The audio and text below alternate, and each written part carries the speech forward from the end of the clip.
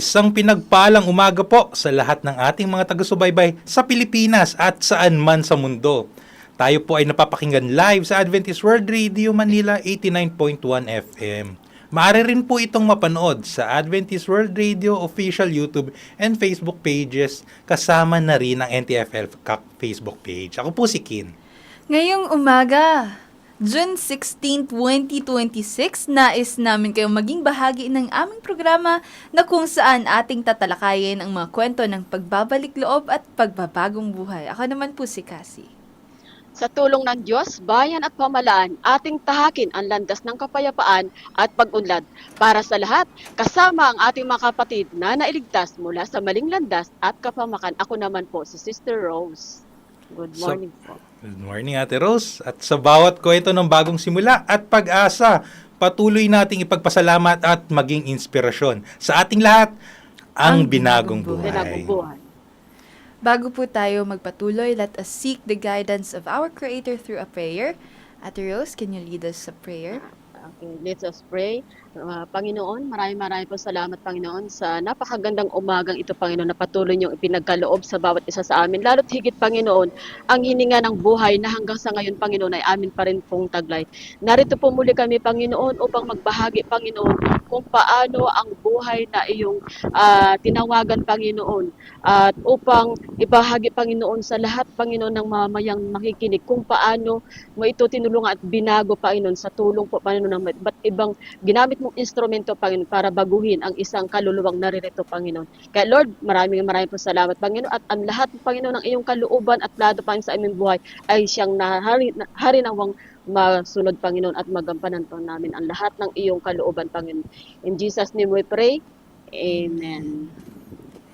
Maraming salamat po, Ate Rose, at muli kayo ay nakasubaybay sa Ang Binagong Buhay. So, kamusta na po ang linggo natin ngayon? Malapit na pala ang Father's Day, no?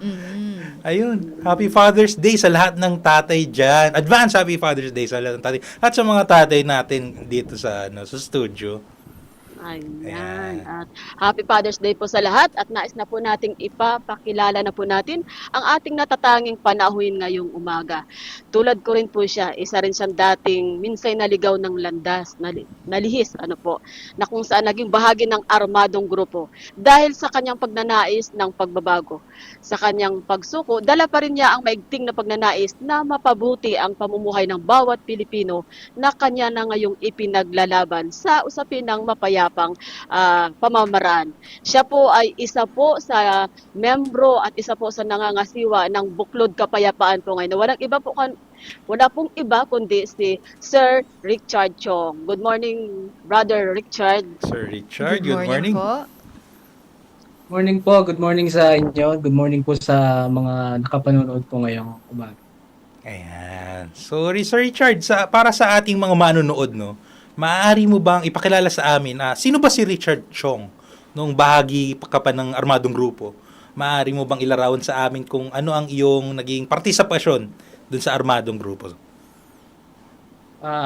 Ako si Richard, no, alias Kariam, alias Justin, no. Bago ko naging member ng New People's Army, ako ay nagsimula muna, no, bilang aktivista. Naalala ko as high school student nung na-recruit ako ng Anak Bayan. No? Dahil dun sa lugar namin, i-demolish siya. So maraming mga aktivista na galing UP at iba pang mga aktivistang grupo na pumupunta doon sa lugar namin at nag-organize. So ako dahil kahit sino naman siguro, no, ayoko ma-demolish yung lugar namin. So, yun yung isang bagay kung ba't ako napasali dun sa grupo ng Anak Bayan. So, naging chairman ako ng Anak Bayan sa lugar namin. Tapos, hanggang sa nahikayat ako na mag full-time na organizer ng halos tuloy-tuloy na mula nung na-recruit ako ng Anak Bayan, mga ilang months na full-time organizer na ako. Hanggang sa kalaunan, naging campaign officer ako ng komiteng seksyon ng partido doon sa aming lugar. Hanggang kalaunan, nalipat ako bilang National Youth Coordinator ng Kadamay National. In the same time, ay National Council member ng Anak Bayan. No? Ako yung parang tumatayong urban poor desk ng Anak Bayan National para sa mga out of school youth na mga kabataan. Hanggang sa ano ko, minor kasi ako no nung na-recruit ako sa Anak Bayan. Then nung nag 18 years old ako, yun na, hinikayat na ako na mag-join sa New People's Army.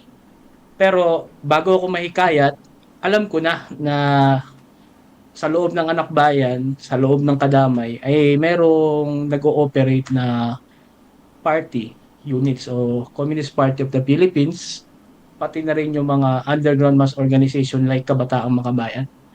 So habang full-time ka, habang nasa loob ka ng organisasyon na yan, palagi ay ihikayatin ka no, na manatili, mas tumagal at mas lumahok no, doon sa yung sinasabi nilang pangunahing forma ng pakikibaka, which is yung armadong pakikibaka.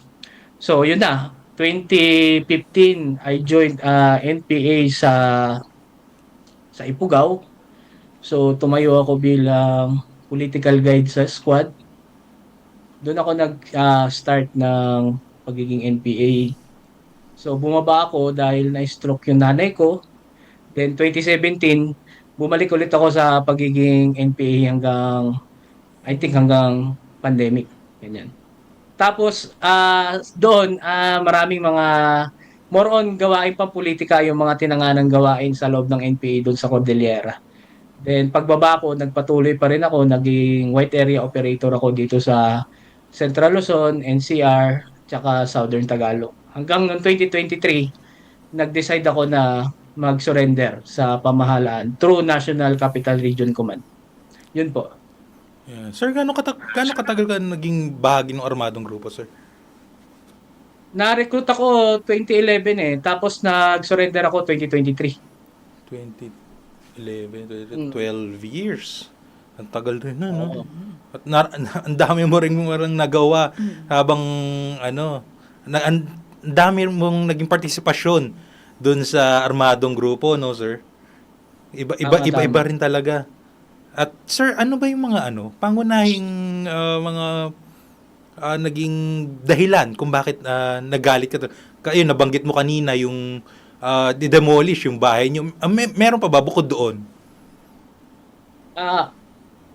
Meron kasi bumaksak yung yung kabuhayan namin. Kasi anak ako ng isang sundalo. No, sundalo yung tatay ko. So yung tatay ko na-discharge sa army. So na-discharge sa army yung tatay ko. So nagsimulang maghirap yung buhay namin. Napagbenta namin yung bahay namin, bumili kami ng bago. So doon sa pinagbilan namin ng bagong bahay, doon sa Sitio San Roque, which is i-demolish pala. Oh. So tapos nakakulong yung tatay ko. Tapos ako yung panganay sa amin. So hindi talaga mapagkakaila kung ba't mabilis akong ma-recruit kasi yung time na yon ang gagaling magpropaganda yung mga aktivista. Ang intention ko lang talaga sa una, ba't ako sumali? Kasi ayaw ko ma-demolish yung lugar namin. Tapos yung advocacy kasi nila, ay tutulungan nila kami na hindi ma-demolish. Later, habang active ako sa kanila, kasi ang ganda ng bonding nila sa loob, no? Tawag noon, base sa experience ko, sama-sama kayo dun sa hirap at sakripisyo. Tapos, basta, maganda yung bonding dun sa loob ng kilusan. Bagay na nagpapatagal sa akin. Mas lalo akong, tawag nito, mas napupush na ituloy-tuloy ito hanggang sa nakumbinsa ako mag-drop na daw ako sa school, tapos mag-full-time na lang. So, nakumbinsi ako sa mga ganung bagay. Tapos, hanggang sa nag-aaway kami ng tatay ko kasi nakakulong siya, army siya, di ba? Tapos, ako nandito ako sa kaliwang grupo. Pinapaliwanag niya sa akin na umalis ka dyan kasi kwan yan, supporter yan ng NPA. Which is alam ko na kasi na-recruit na rin ako ng Kabataang Makabayan Actually, yung naka-recruit sa akin sa Kabataang Makabayan, yung jowa ni Chaba, no? Si Kareka, yung namatay sa Southern Mindanao region, yung taga-UP. Kaya yung nag-recruit sa akin sa Kabataang Makabayan, which is campaign officer siya noon ng Anak Bayan ng UP Diliman nung time na yun. Na-recruit niya ako. So, kasi, yun nga, sabi ko kanina, ayoko lang talaga ma-demolish yung bahay namin. Pero dahil habang tumatagal ka sa organisasyon, maraming doctrine, no? Maraming pag-aaral na ini-insert sa utak mo. Lalo na dun sa analysis sa lipunang Pilipino, no? Yung maikling kurso sa lipunan, ang Tribulasyong Pilipino. Na tinatalakay dun yung mga bakit mahirap yung Pilipinas, no? Tinatalakay dun. Tapos totoo naman siya nangyayari kasi may corruption, ganyan-ganyan. Tapos may nilalabi silang solusyon, no? Yung demokratikong revolusyon bayan sa pamamaraan ng armadong pakikibaka. So, noong time na yon, dahil bata pa ako, so parang naro-romanticize ko na gusto kong makita yung lipunan na malaya, no? Tapos, I'm willing to sacrifice my life para makamit yun.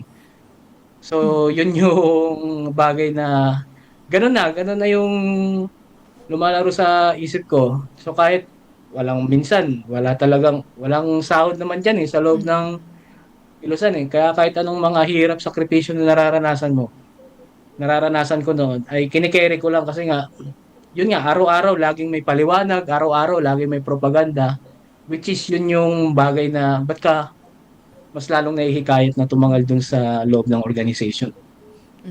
So that's why nako-condition kasi sila doon sa ideology, and at the same time nagkakaroon sila ng sense of belongingness towards the group, kaya mahirap na kumalas sa grupo once na nakapasok ka na. Kaya yan, maraming salamat po Sir Richard sa pagpapaunlak ng aming imbitasyon ngayong umaga. Sa aming pagbabalik, ibabahagi ni Sir Richard ang kanyang mga pinagdaanan upang makabalik sa landas ng kapayapaan. Manatiling nakatutok sapagkat kami magbabalik matapos ang isang napakagandang awitin.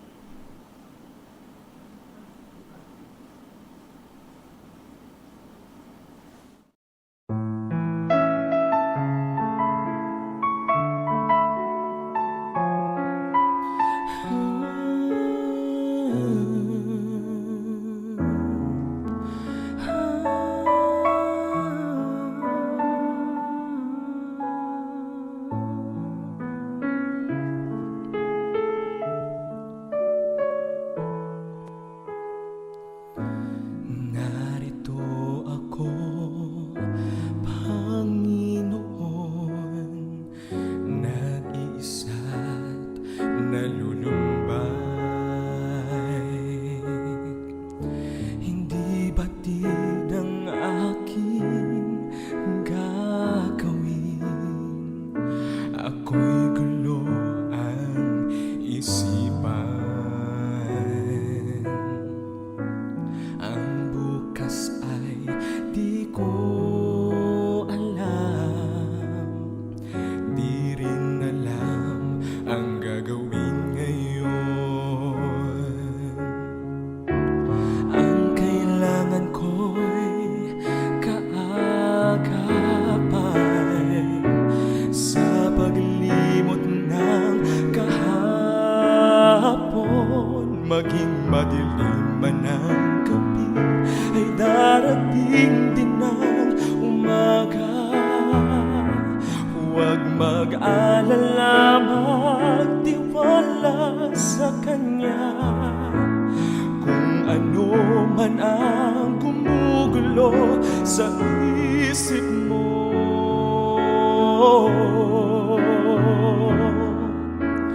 ang Diyos lang ang tanging sandigan mo.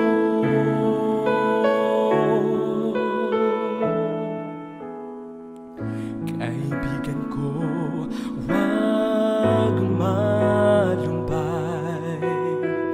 kahit ika'y nag-iisa. Kung ano man ang iyong nakaraan, huwag na itong isipin pa. Ang bukas ay di mo alam, ngunit di ka dapat mangamba. Hindi Kanya pababayaan, ialay ang lahat sa Kanya. Maging madilim man ang gabi, darating din ng umaga. Huwag mag-alala, magtiwala sa Kanya. Kung ano man ang kumugulo sa isip mo,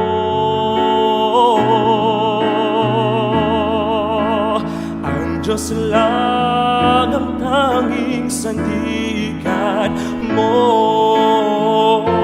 Maging madilim man ang gabi, ay darating din ang umaga.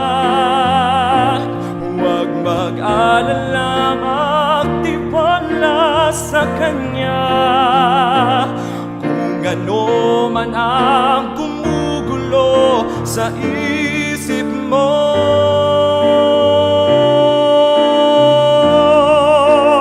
ang Diyos lang ang tanging, ang Diyos lang ang tanging,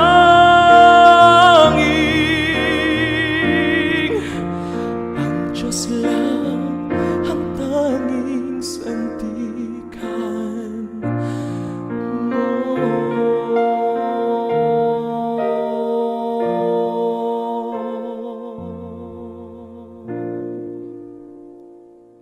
Kayo po ay patuloy na nakasubaybay sa Ang Binagong Buhay. Muli kasama po namin si Sir Richard Chong ng Buklod Kapayapaan. At Sir Richard, sa iyong pakikibahagi sa Armadong Pakikibaka, dahil yung binanggit mo na ang nagtulak sa iyo ay yung usapin ng issue ng ang bahay nyo, ang lupa nyo ay hindi kayo ma-demolish. Sa tingin mo ba'y nakamit mo ang iyong adhikahing ito na isulong o ipaglaban na hindi ma-demolish ang inyong bahay doon sa inyong nilipatan? Nung ikaw ay pumasok sa Armadong Pakikibaka, nakatulong bang Armadong Pakikibaka doon sa ipinaglalaban mo na issue? Siyempre, yung bagay na yan, kapag ka nandun ka pa sa loob ng kilusan, ipagmamalaki mo siya, no? Tapos ipoprop mo talaga na nakakatulong yung Armadong Pakikibaka. Pero ngayon na wala na ako dun sa sirkulo na yun, nagbalik loob na ako, nare-realize ko yung mga experience ko noon, lalo na dun sa lugar namin. Alam nyo ba na nung napasok ng Communist Party of the Philippines yung lugar namin, since 2010, hanggang sa bago siya ma-demolish, merong 16 na mga kabataan na napasampa sa NPA. No? At dalawa sa 16 na yon ay naging martir, no? Yung isa namatay sa Mountain Province, tapos yung isa namatay sa isang probinsya rin ng Cordillera. So naalala ko noon, tuwing merong demolition, may issue, no? Lalo na pag merong notice of demolition. So parang tawag nun, may kilig doon sa loob ng community. Yun yung parang sinusunggaban na mag-prop tayo na mag-prop, tapos magbarikadang bayan tayo. So yung mga tao talaga nasasalang doon sa engagement, no, na pakikipagbatuhan doon sa mga pulis, etc. Pero nadidemolish pa rin naman unti-unti yung lugar namin. Pero abang nagpapatuloy yung issue at lalong umiinit, pinapalaki yung issue, maraming nare-recruit, may napapa full-time na organizer. Actually, 2013 pataas, naging balon ng mga full-time organizer yung lugar namin at isa na ako doon. Yun yung parang tinitingnan na tagumpay ng partido. Pero doon sa mga ordinaryong mamayan, wala, talagang na-dislocate pa rin naman talaga sila. Napunta sa relocation, tapos yun nga, napabayaan din ng partido, no? Kasi nga, yung pangako na poprotektahan, hindi rin naman talaga natupad, no? Na-dislocate pa rin naman talaga yung mga tao. So, I think hindi ko na meet yung advocacy ko na makatulong kasi yun nga, the more na may issue, the more na parang sinasamantala ng partido yung pagkakataon na makarecruit siya ng bagong kasapi ng partido, makapagpa-full time siya ng mga organizer, makapagtayo ng mga bagong basing masa, and at pinakamahalaga, yun nakakapagpasampa siya. Yun yung mahalaga sa kanya. So kung patay na rin yung issue, patay na rin yung diwa niya na pagtulong doon sa mga tao. So, budol siya, no, kung titingnan. Kasi iba yung direksyon ng pagtulong nila. Kasi simpleng issue, palalakihin, tapos i-address agad na kasalanan ng gobyerno, tapos hihikayatin agad na parang magprotesta yung mga tao, manawagan ng mas matataas na panawagan na political yung ano, yung dinadalang issue na malayo na doon sa kinakaharap na talaga na issue na particular ng mga tao. So, doon sa tanong nakakatulong ba? Siyempre hindi. Pero ang mas ginagawa ng party ay maximization at pagsasamantala doon sa issue para yung mga tao mas mabilis at meron silang base para ipakilala yung partido, para ipakilala yung programa ng partido at para makarecruit ng mga bagong kasapi ng New People's Army na ipapadala sa bundok. Ganun. Yeah, maraming salamat sa mga ibinahagi mo, no, Sir Richard. Kung babalikan nga natin yung mga previous episodes natin, pinag-usapan natin yung parang motivation ng mga dating bahagi ng armadong grupo kung bakit sila sumali. Yun, nabanggit ni Sir Richard yung baka posibleng walan silang bahay, mga economic na dahilan. Tapos pati na rin tong mga issue na sinasamantala upang In-exploit talaga. Oo. At itong mga issue na to, masasabi natin, legitimate naman talaga. Marami naman talaga nakakaranas ng kahirapan. Ayun, katulad ni Sir Richard, nanganib sila noon na mawalan ng bahay. Pero,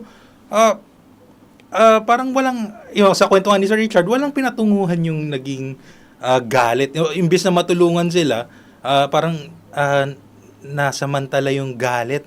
At, ayun, parang nagdulot lang ito ng kamatayan sa ibang mga na-recruit. So, nakakalungkot yung mga ganong pangyayari, no? So, Sir Richard, habang nandun ka sa armadong grupo, paano mo napagtanto na hindi na armadong pakikibaka ang sagot dun sa mga pinaglaban mo? Maaari mo bang ibahagi sa amin kung paano kayo umalis dun sa armadong grupo at ano yung mga nakatulong sa'yo na makapagbagong buhay, Sir Richard? Actually, nung nandun pa ako sa NPA, hindi naman na wala yung paniniwala ko na revolusyon yung solusyon. Hindi ko pa yon na firm pa rin yon nung nandoon ako sa loob. Firm pa rin yung ganong paniniwala ko. Pero ang masasabi ko, no mga huling bahagi na NPA ako, doon na lumalaro sa isip ko na parang naghahanap ako ng parang gusto ko na lang ng tahimik na buhay. Tapos meron akong pamilya, tapos mamumuhay kami ng payak lang ba, simple lang. Yun yung parang pumapasok na sa isip ko. Kasi sabi ko kanina nga, minor de edad ako na di ba? Na recruit.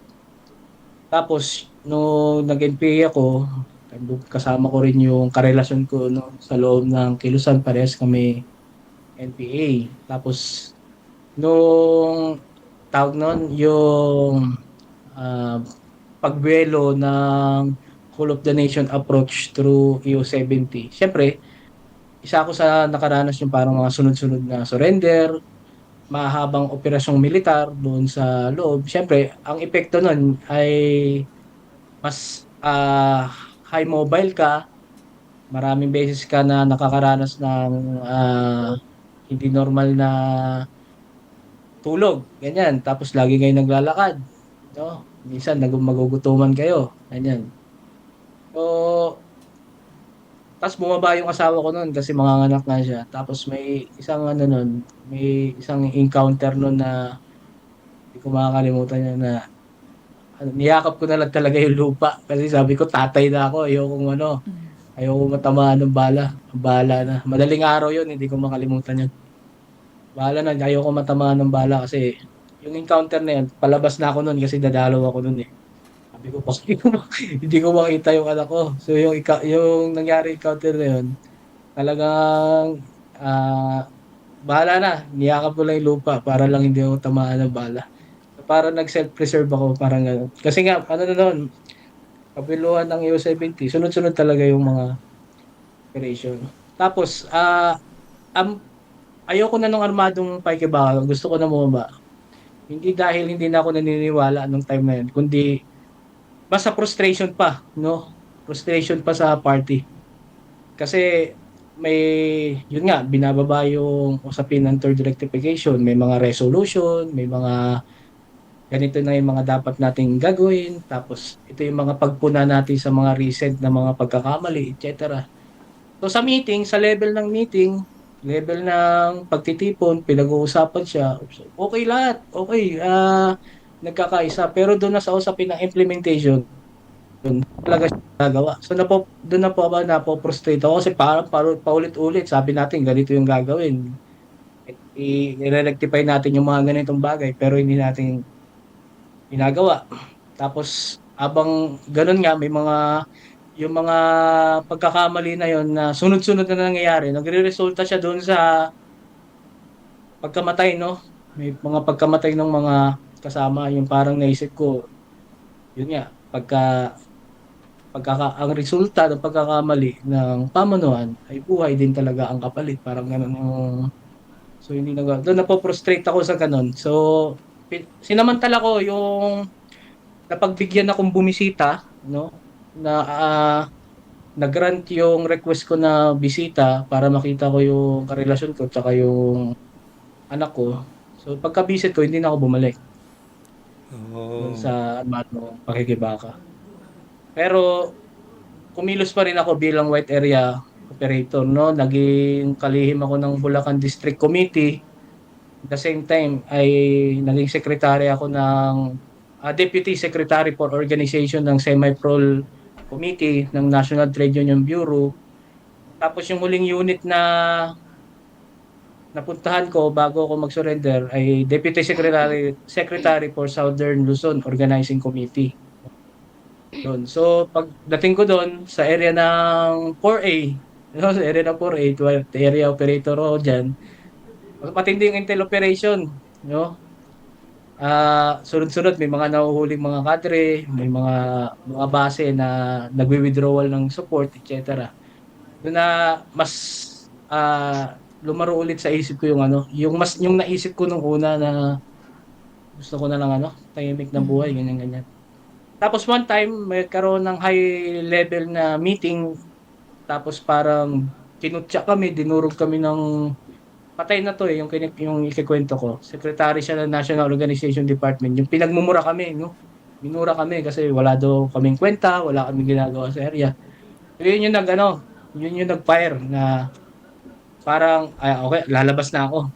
Yun na. So, yung secretary namin noon, tapos ako deputy for org, tapos yung isa pa namin kasama.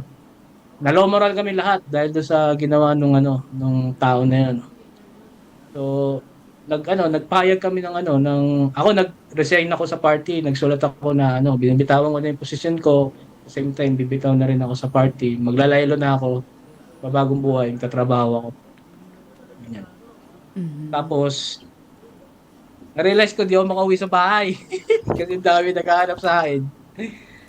Daming wanted ba? Daming mga intel operatives na naghahanap. So, yun nga, inaisip ko, dahil gusto ko na rin ako magbagong buhay, ba't di pa ako mag-surrender? So, naghanap ako ng line. Kung saan ako pwedeng magkuhan. So, nilapitan ko yung mga surrendery na, namili lang ako sa kanila. So, yun yung nag-surrender na ako sa National Capital Region Command. Yun. Ayun. Ayan. Napakalalim ng mga kinuwento ni Sir Richard ukol sa kanyang pagsuko, Ang dami niyang pinagdaanan at iba-iba yung motivation. At kung nabanggit ko nga kanina, iba-iba yung motivation ng mga former rebel natin sa pagsali. At ganun din yung pagsuko. Iba-iba yung motivation nila. Ayun, nahirapan na sa Sabi ito, hinahanap na sila ng otoridad. At kasama na rin yung pamilya. Sabi ni Sir Richard, gusto niya ng payak na pamumuhay. Kasama yung kanyang karelasyon at yung kanyang anak. Sir Richard, isa ka na palang tatay. Happy Father's Day, Sir Richard. Father's Day sa lahat. Ayan. Ito talaga po, yung pamilya talaga. Ang laking bagay talaga niya upang mahikayat ang ating mga kasama na namundok upang sumuko na at tahakin yung payapang landas at magbagong buhay. Yan. Napakaganda naman ng kwento po ninyo na dati nasa armadong pakikibaka, ngayon may nagbabagong buhay na at magbabagong simula. Kaya ngayon naman po, maari mo po bang ipakilala sa amin sino na ba ngayon si Richard Chong? Ano-ano ba yung mga naging pagbabago sa iyo mula nang ikaw ay magbagong buhay? Isang patunay ka talaga na pwede pa naman magbago ang mga tao at Oo, piliin definitely. ang mapayapang landas. Hindi madaling magbagong buhay. No? Yung pinakamahirap doon, yung paano ka babalik sa society. Tama. No? Kasi sa mahabang panahon, nakaranas ka ng mga mahigpit na disiplina sa loob ng organisasyon. No? Siyempre, bawal mag-inom. Tapos, maingat yung pakikisalamuha mo. Tapos, talagang nasanay ka na politika lang yung pinag-uusapan nyo. Ganun. So, nung nag-surrender ako, nahirapan ako. No? Una, nahirapan ako economically. Kasi bata ako na-recruit sa loob ng party. Wala akong alam na trabaho. Yun yung isang problema ko nung nag-surrender ako. So, pangalawa, yung pakikisalamuha sa mga tao. Kasi may portion doon sa amin na natatakot akong kausapin kasi ay, ano yan, si Justin yan, NPA dati yan, yan yung commander nung nag-occupy tayo dito. Yung may mga ganon. Tapos, siyempre, yung paninira sa'yo, no? Yung pamumuliglig sa'yo ng mga dati mong mga kasama. Sasabihan ka ng traitor, no? Sasabihan ka na taksil ka sa kilusan. Ayan. Yan yung mga bagay na mga challenges na kinaharap ko. Lalo na yung sasabihan ka ng traitor. Kasi, totoo, traitor ako, kami, sa partido. Pero hindi kami traitor sa mga tao, no? Kasi yung pag-surrender namin ay yung pag-surrender ko ay manifestation yun para sa mga mamamayan na totoo yung revolusyon na yun yung magpapabago sa buhay nating lahat, parang ganyan. So, but anyway, dahil yung tatay ko ay ex-army, tapos yung mga network niya, ganyan. So, tinulungan niya ako para maging security guard sa simula. So, yun, yung parang pit yan eh. Pit kaya ko yan kasi kung magiging security guard lang naman, tapos sa hawak ng baril, carry yan, ganyan. So, yun. So, nag-apply ako ng license, tapos naging security guard ako, ganyan. After ko security, yung isang kinaharap ko naman, parang nabuboring ako sa ganong trabaho kasi yun nga, sabi ko kanina, isang dekada kang nasanay sa organizing, isang dekada ka na nasanay na masa ang kausap mo, yung issue nila ang pinag-uusapan nyo, kung paano mo sila i-mobilize, i-organize, etc. Hinahanap ko yun. So, until such time na yung mga FRs ay in-organize pala, no? No-organize pala yung mga FRs, binubuo bilang mga FR, Former Rebel People's Organization, ganyan-ganyan. So, na-elect ako as president ng Former Rebel Federation sa Bulacan. Tapos, ang advocacy ay welfare para sa mga former rebel. So, ako nun, ibig sabihin, yung mga dati kong ginagawa, pwede kong gawin ngayon. Yung pag-organize, yung pagsasalita. So yun, sumugal ako noon. I mean na sumugal ay umalis ako sa pagiging gwardiya, tapos nag-full time ako doon sa federation. Bahala na yung kung ano yung para yun sa pangangailangan ng pamilya ko, pagsasabayin ko na lang, parang gano'n. Kasi nakahanap ulit ako ng leeway na pwede pa palang gawin yung mga bagay na to. Pero less armadong pakikibaka na, no? Siyempre, hindi mo nahihikayin para sa armadong pakikibaka. Ito more on para sa welfare ko at welfare ng lahat ng mga former rebel, no? So yun, nahikayat ako ng ganong advocacy. Ngayon, ito, namumuhay ng simple, no? Si Richard, merong dalawang anak na maliit, nakatira sa Bulacan, at merong voluntary work sa Buklod Kapayapaan, no, bilang campaign officer, no. So yun, napakasarap ng buhay. So, hindi naman ako mayaman, no? Hindi naman ako mapera. Pero yung nakakatulog ka na mahimbing, nakakatulog ka na maayos, na wala kang iniisip na balakid sa seguridad, tapos kasama mo yung pamilya mo, nakapiling mo sila, tapos siyempre kung ano yung pagkain dyan sa lamesa, pagsasaluhan nyo, etc. So, yun yung yung ginusto ko noon, yung dahilan ba't ako magsusurrender, nakamit ko siya ngayon. Yun na yung meron ako ngayon.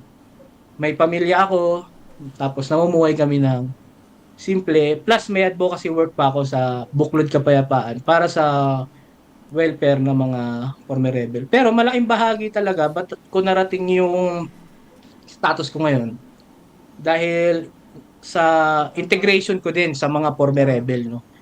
Lalo na kay Alma Gabin, kay Noel Legaspi, kay Arian Jane Ramos, yung mga former rebel sa iba't ibang mga region, napapakinggan mo sila, tapos nakakakuha ka ng idea at mga experiences sa kanila. So, yun. So, nagkaroon ng ibang narrative yung para dun sa ano yung magiging direksyon ng buhay mo. So, yun ako ngayon. So, merong pamilya at namumuhay ng simple. At ano pa rin, kung ano yung ginagawa dati sa Kilusan, ganoon pa rin, no? Go-organize at nakalubog pa rin naman sa masa, pero hindi na para sa armadong pakikibaka, kundi para na sa kaularan at kapayapaan, no? Lalo na yung welfare ng mga former rebel. Kasi nga, para sa akin, kung hindi rin kami ma-organize, kami mga former rebel, ay prone pa rin naman kami. No? Kasi yung mga dati namin mga kasamahan, nandoon yung kanilang kagustuhan na ipatupad yung kanilang aksyong pamamarusa, no? Kasi tayo, Ate Rose, mga traidor tayo sa paningin nila. So, until such time, kapag lumakas yung Kilusan, naka-record na tayo niyan eh, naka-order of battle eh. Ibang bagay pa kung kailan ipapatupad. Siyempre, mapapatupad kung lalakas ulit yung Kilusan. Pero kung mananatili silang mahina throughout sa pagkilos natin bilang mga former rebel, so, nakakapamuhay tayo na maayos, in the same time, yung safety din natin bilang mga former rebel. Ayan, nakakatuwa naman po na slowly nakakapag-reintegrate na ulit kayo sa society. Kaya siguro ako sa mga manonood at mga tagapakinig natin ngayon, let us give them the opportunity na magbagong buhay. Huwag natin silang husgahan sa ginawa nila in the past. Let us give them the chance para sa bagong simula. Let us help them to become productive members of our society. Kasi doon natin ma-achieve yung totoong unity, peace, and development sa ating bansa. Tama ka dyan, katropang Kasi. At napakaganda ng kwento ni Sir Richard, no? Dati siyang full-time rebel, ngayon full-time peace advocate na ng Buklod Kapayapaan Federation Incorporated. At di nga maipagkakailan na mahirap din talaga yung reintegration ng ating mga dating rebelde, no? Meron tayo pagsubok na kinakaharap diyan. Pero marami namang nais tumulong at sagad din ang tulong ng pamahalaan upang tulungan ng ating mga former rebels na makabalik at muling maging productive citizens natin. So kung merong mga katulad na ni Sir Richard na gusto na ng payapang pamumuhay, maaari tayong makapag-ugnayan sa ating mga local government, sa ating law enforcement agencies, at sa may mga NGOs din na nais tumulong. Sa katunayan nga, pwede kayo makipag-ugnayan sa Adventist World Radio Manila 89.1 FM. Dito po sa station namin. At ito po ang hotline namin. Ito. Ang hotline ng Adventist World Radio Manila. Ayan, 0918-944-7891. So, maaari po kayong makipag-ugnayan sa Adventist World Radio Manila upang matulungan kayo makapagbagong buhay. At bukod dito, maaari rin kayo makipag-ugnayan sa Buklod Kapayapaan Federation Incorporated o BKFI. Ang BKFI ay organisasyon ng mga dating rebelde kung saan kabilang nga si Sir Richard at tutulungan nila kayo upang sumuko, makapagbagong buhay. Ito po ang number nila, 0955-443-8778. Kaya ayan, sana'y marami ang nakakapakinig at sa napakagandang pagbabahagi ni Sir Richard. Manatiling nakatutok dahil magbabalik kami matapos ang isang napakagandang awitin.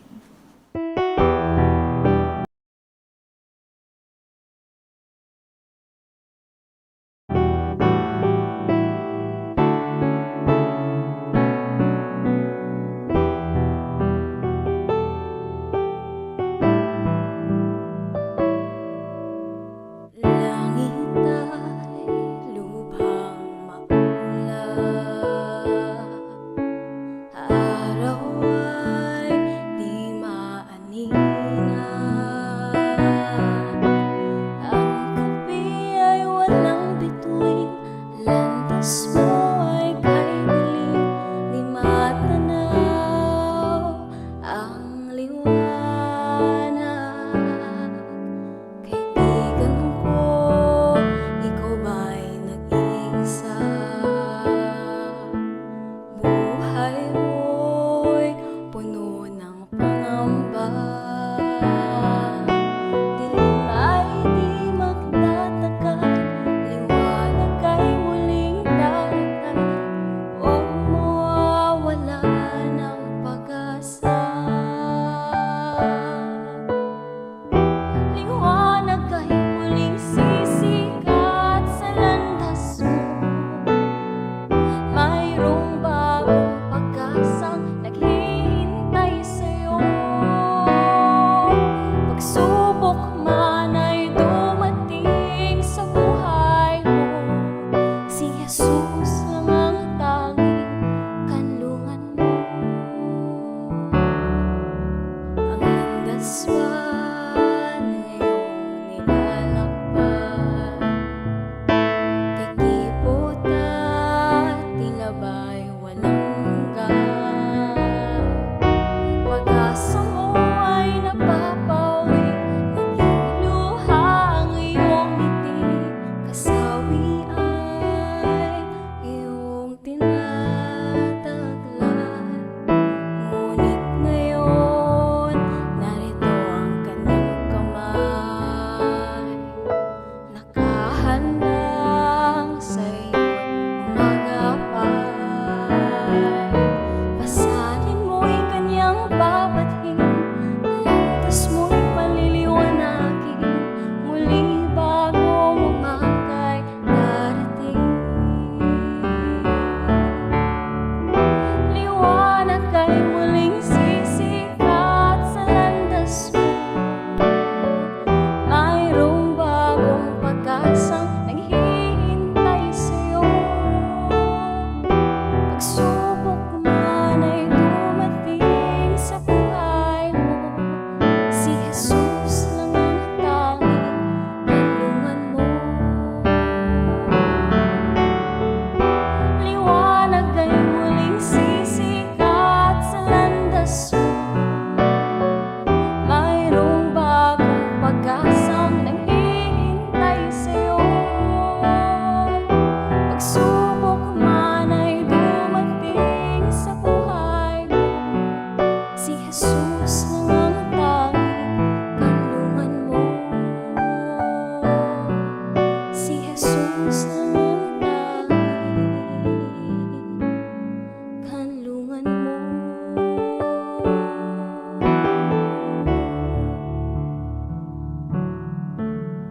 Tuloy po kayong nakikinig sa Ang Binagong Buhay. Kasama pa rin po namin si Mr. Richard Chong. Marami sa ating mga taga-subaybay ang naantig sa kanyang mga paglalahad at kwento ng kanyang buhay ng pagbabago. Miss Cassie? Ayan, sige po, basahin ko lamang po yung mga comments sa ating social media platforms. Ngayon naman po sa AWR Manila, sabi po ni Sir R. Christian Roda, isa sa mga masugid nating mga manonood. Sabi niya po, have a blessed Tuesday morning everyone on Ang Binagong Buhay and happy watching and greetings from Novelita, Cavite. Good morning and hello, Ang Binagong Buhay host. Sabi rin po ni Miss Luz Pusing, good morning everyone. As for Miss Helen A. Aguilar, sabi niya, AWR 89.1 FM, all management, good morning and God bless you everyone and all your programs around the world. Praise the Lord. Sabi rin po dito, hello Sir Keen and Sis Rose, correct po ang desisyon ni Sir Richard dahil ganoon na buhay na hindi maganda ang buhay. Walang kasigurudahan, lalo mapapasama. Subalit, correct po na ang buhay ni Sir Richard, binago ang buhay kasama ang pamilya. Kaya very good yan na idea. At least bumalik na ang loob sa gobyerno. At I hope naging mabuting tao at nahipo ng Diyos ang puso at isipan na nagpasakop din sa Panginoon. I hope Sir Richard tuloy-tuloy na ang priority natin ay ang kaligtasan at mag-guide din ang mga anak sabay-sabay maglingkod sa Panginoon. Praise the Lord. Amen. Sabi rin po dito ni Miss Isay Oyat, sabi niya, galing mo Richard. Sabi rin po ni Miss Charina Alfran, God bless to all former rebels. So that's all our comments for today. Po, magandang umaga po sa inyong lahat na nakikinig ngayon sa Ang Binagong Buhay. So balik po tayo, no, Sir Richard. Sir Richard, muli happy Father's Day. So sa iyong pagiging magulang, Sir Richard, may mga anak ka na pala, no? Ilan na yung anak mo? Tatlo na. Ayun, tatlo. Oh, tatlo na. So, sa iyong pagiging tatay, paano mo ngayon ibabahagi sa iyong mga nakang, ito yung mga pinaglaban mo, yung mga advokasya mo, kasama na yung pagsulong ngayon, bilang peace advocate, kasama na yung pagsulong ng kapayapaan, maliban doon sa kaunlaran, pag-unlad ng buhay ng mga tao. No? So, paano mo to ibabahagi sa mga anak mo, Sir Richard? Sa ngayon hindi pa, no, kasi maliliit pa yung mga anak ko no. Yung bunso ko magto 2 years old pa lang. Eventually. Oo, pero yun nga, as sa experience sa loob ng Kilusan, sa mga bagong recruit, sa mga kasamang nakilala mo at nakasama mo, merong common na dahilan bakit sila napapasok sa Kilusan. Yun yung parang bonding sa loob ng pamilya na wala yung bonding na nakukuha nila sa loob ng Kilusan ay hindi na po-provide ng pamilya na pinanggalingan nila. Hindi man lahat ng kasama ay nakakaranas ng ganun, pero sa experience ko, sa mga bagong recruit na nakakakwentuhan ko, nakakasama ko, at sa iba pang mga kasama na nakikilala ko, common yung mga ganong race, isa sa reason nila bakit sila napapasok sa Kilusan yung bonding, no? Kung paano sila inaaruga ng kanilang mga magulang, no? So ako, syempre ngayon, dahil may pamilya na, mga bata pa yung mga anak ko, so kami talaga mag-asawa, pinlano namin muna talaga, nung umpisa, pinlano namin na dapat magkasunod tayo, yung mag-aanak tayo, dapat magkasunod. Ibig sabihin, yung pagitan lang nila 1 taon. Tapos okay na yon, parang ngayon. Kasi ang dahilan namin nun, syempre, pagka magkasunod yung anak mo, less gastos para kasi isang hirap lang yun. Pero ang main reason namin ay para yung bonding na magkapatid, nandoon na mula bata pa lang sila. Para hindi sila maghanap na ng kaibigan sa iba pa. Kasi napoprovide na nila bilang magkapatid. Parang ganun ba? Pero syempre, hindi naman sila pagbabawalan makipagkaibigan sa iba. Pero I mean, yung bonding nila na magkapatid, madidevelop na sa mas maaga pa lang bahagi ng kanilang buhay. No? Pero, pag lumaki yung mga anak ko, hindi ko itatago sa kanila, no? Kung ano yung kasaysayan ko. Para aware sila, no? Yung tatay nila, ganito yung mga pinagdaanan sa buhay. No? Siyempre, hindi ko naman yan sila makokontrol kapag lumaki sila. Kasi may mga sarili na silang pag-iisip at pananaw sa buhay, hindi mo yan mababantayan araw-araw. So, ang tanging magagawa ko lang sa kanila ay yung maipaliwanag sa kanila yung experience ko na pinagdaanan, no? Yung pinagdaanan ko sa buhay na ako, naging civilian, tapos nalihis yung landas dahil napasok ko sa ganitong grupo. So, i-explain ko yun sa kanila para at such time, maintindihan nila at kapag pumasok nila, lalo na sila, dumating yung point na maging high school student na sila, college, tapos may encounter na nila yung mga activists na makakaliwa sa loob ng schools, ay alam na nila yung gagawin nila. Pero, yun nga, sabi ko kanina, mahirap pa rin naman talaga tayo eh. At hindi ko makokontrol kung yung mga anak ko ay magiging aktivista rin balang araw. No, hindi ko yun makokontrol eh, hindi ko yun masasabi. Ang tanging magagawa ko lang sa kanila ay magbigay ng tamang narrative at i-share yung experience ko, ganyan. Pero sana wag lang talaga silang mag-armadong pakikibaka. Pero yun, ngayon ang tanging magagawa namin mag-asawa ay palakihin sila ng maayos, tapos yung bonding talaga ay wag ipagkait sa kanila yung bonding ng pamilya. Kasi yung bonding ng pamilya ay kayang tapatan ng bonding sa loob ng kilusan. Ganyan. So, bilang ama, di gagawin ko lahat ng makakaya ko para sa aking mga anak. Lumaki sila ng maayos, makapag-aral sila ng maayos, at para darating ng panahon, sila naman yung magiging tatay at nanay, ay yun din yung gagawin nila sa kanilang magiging mga anak. Yun siguro. Ayun, it really starts sa family. Pero wag po kayong mag-alala kasi alam ko na pati din naman ang government natin, they do campaigns rin naman para mas maging aware yung public, especially the youth, sa mga nangyayari sa bansa natin. Kaya maraming salamat Sir Richard sa pagpapaunlak ng aming imbitasyon ngayong umaga. Mayroon ka bang mensahe para sa ating mga tagapakinig kasama na rin ang mga magulang, lalo na ang mga tatay na nakasubaybay sa atin ngayon? Meron akong dalawang panawagan. Una, para sa mga kapwa ko tatay, no? Yun muna. Palakihin natin ng maayos yung ating mga anak. Huwag nating ipagkait yung bonding sa kanila, no? Kaibiganin din natin sila, no? Hayaan din natin silang magsalita kung ano yung mga grievances nila sa loob ng bahay, opinion nila, no? Para sa ganon, na-exercise din nila yung kanilang karapatan sa loob ng bahay, no? At yung mahusay at saka tawag nito, tuloy-tuloy na paggabay sa kanila, no?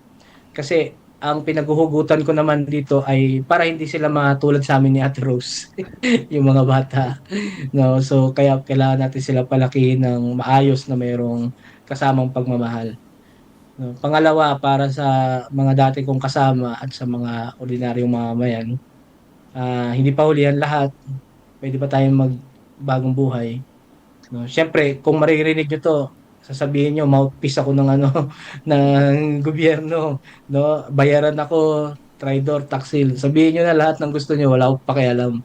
Pero ang isang challenge ko lang, totoo nga bang malakolonyal at malapidal ang ating lipunan? Kasi yun nga eh, kasi yun yung tinuturo sa atin dati pa, pero magsi 60 years na ang CPP, malapit na mag-60, tapos yung programa na sinasabi ni Joe Masiso na Demokratikong Revolusyon Bayan, parang hindi naman siya niyayakap ng mga tao. No? Tapos, panguli, parang mas marami ng tao sa urban kaysa sa rural. No? So, sana mapag-isipan nyo ng mga kasama pa namin dyan sa loob. Pero, basta kami, kahit anong sabihin nyo sa amin, ay handa pa rin namin kayong saluhin, no? Hindi naman namin kayo i-isolate, no? Kasi may mga experience na kami niyan. Tinatawag tayo Rose na bayaran, ganyan. Nung nag-surrender, kasama na natin, no? O sasabihin ko, ano, nilunok mo rin yung sinabi mo, di ba? Kasi nag-surrender ka na rin. So, yun.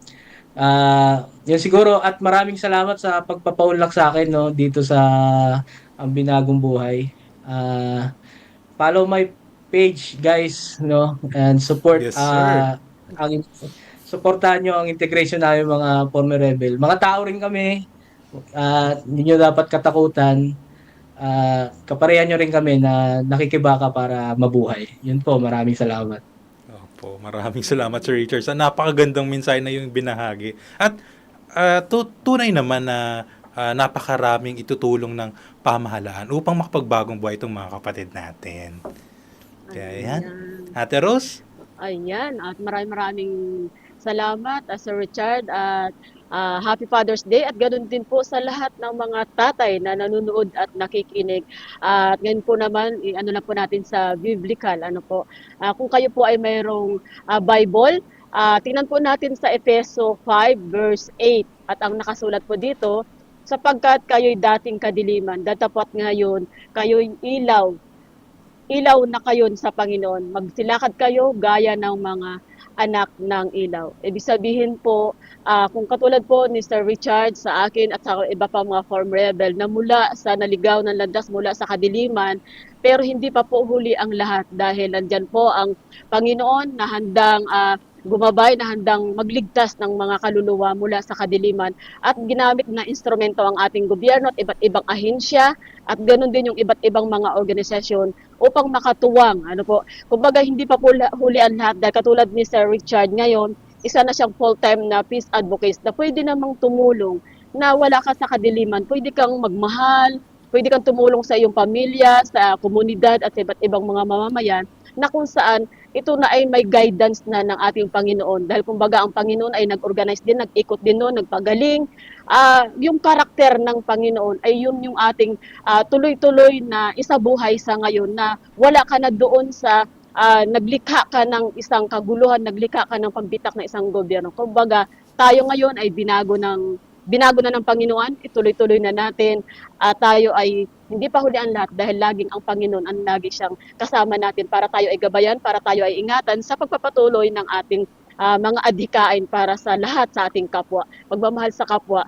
Ang ginawa-gawa natin sa ating komunidad, sa ating pamilya, sa ating kapwa, ay ginawa na rin ito natin sa Panginoon. Basta tayo ay may pag-ibig sa ating Panginoon. Ang pag-ibig natin sa gawain ay ginawa rin natin ito sa ating Panginoon. Kaya ayan po yung ating mensahe ngayong umaga. Maraming pong sa lahat ng maraming salamat sa lahat ng tagapakinig at sa lahat ng mga binagong buhay at lalo't higit doon sa ating mga receiving unit, mga iba't ibang ahensya na kung saan tuloy-tuloy na sumuporta sa ating adhikain. Mga kababayan, mula po sa tanggapan ng Adventist World Radio Manila 89.1 FM hanggang sa susunod po na Martes, alas 9 hanggang alas 10 po ng umaga, muli po kayong tumutok at makinig sa Ang Binagong Buhay. Muli po, ako po si Pastor Robert Dulay para sa Diyos. Para sa bayan. At para sa bagong simula. Kami po ang inyong mga lingkod para sa Ang Binagong Buhay.